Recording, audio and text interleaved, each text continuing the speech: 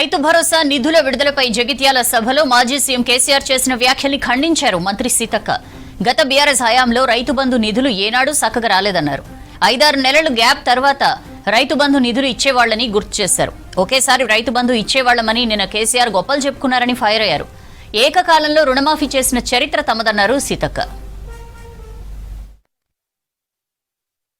కేసీఆర్ గారు నిన్న మాట్లాడుతూ రైతు భరోసా గురించి కానీ రైతు రుణమాఫీ, బస్ ఫ్రీ వీటన్నిటి మీద వ్యంగ్యాస్త్రాలతో పాటు వాళ్ళు ఏదో తెలంగాణను బంగారుమయం చేశారు, మేమేదో బాధలు చేసినట్టుగా మరి మాట్లాడడం హాస్యాస్పదంగా ఉంది. వాళ్ళ ప్రభుత్వంలో కూడా సకాలంలో రైతు భరోసా ఇవ్వక మరి మంత్ ఎండింగ్లో మే నెలలో కూడా ఇచ్చినటువంటి సందర్భాలు చాలా ఉన్నాయి.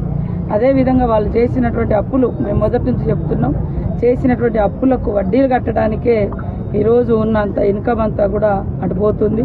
వాళ్ళు 11-12% వడ్డీకి తెస్తే మేము 7%కు తగ్గించడం కూడా మన ముఖ్యమంత్రి గారు తగ్గించడం కూడా జరిగింది.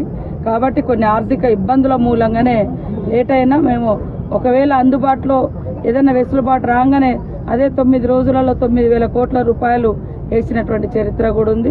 ఇప్పుడు కొన్ని ఆర్థిక ఇబ్బందులు మరి వడ్డీలో అటు పోవడంతో ఇబ్బంది ఉండడం మూలంగా ఆపడం తప్ప రైతుల మీద చిత్తశుద్ధితోటే రైతులకు రైతు బోనస్ కానీ రైతు భరోసా కానీ అదేవిధంగా 21,000 కోట్ల రూపాయలు రుణమాఫీ కానీ ఇలాంటివన్నీ కూడా మేము చేపట్టడం జరిగింది. వాళ్ళు 10 సంవత్సరాలలో 1,00,000 రూపాయలు మాఫీ చేయడము 4 విడతలుగా గగనమైంది. వాళ్ళు చేయకుండా ఫస్ట్ విడతలో మాఫీ చేయకుండా వాళ్ళ పాపం వాళ్ళ ఖాతాలన్నీ మరి డిఫాల్టర్లుగా పెట్టడంతో ఇప్పుడు మాఫీ చేసే ఖాతాలోకి రాలేకపోయింది. అది కూడా వాళ్ళు చేసినటువంటి పాపమే. 2016-17లో జరగాల్సినటువంటి మాఫీని ఆ రుణమాఫీ జరగకుండా వాళ్ళు అట్లనే వదిలేయడంతో 18 తర్వాత ఏదైతే ఉందో వాటికి మన గవర్నమెంట్ వచ్చిన తర్వాత 23 నుంచి మనం ఒప్పుకోవడం జరిగింది. కానీ వాళ్ళు అసలు చాలా లక్షల మంది ఖాతాలను క్లోజ్ చేసి డిఫాల్టర్గా పెట్టడంతో మరి అవన్నీ కూడా మిగిలిపోవడం జరిగింది. అయినా కూడా వచ్చిన 6 నెలల్లో 21,000 కోట్ల రూపాయలు రుణమాఫీ చేసినటువంటి ఘనత మరి కాంగ్రెస్ ప్రభుత్వంది, ఇందిరమ్మ ప్రభుత్వంది. కాబట్టి వారు ఏదో గొప్ప చేసిన బంగారుమయం ఏం చేయలే, బాధలమయం, అప్పులమయం, అప్పులకు వడ్డీలు ఇవే నడుస్తున్నాయి. కాబట్టి ఈరోజు రైతులకు ఇచ్చిన ఏ మాట తప్పకుండా ఖచ్చితంగా నిలబెట్టుకుంటాం. మహిళలను కూడా చిన్న చూపు చూసే విధానం మానుకోవాలి. మహిళలకు ఈరోజు స్వేచ్ఛ దొరికితే, ఆర్థిక స్వతంత్రం దొరికితే ఆగమాగమైపోతున్నారు మరి దొరల కుటుంబం.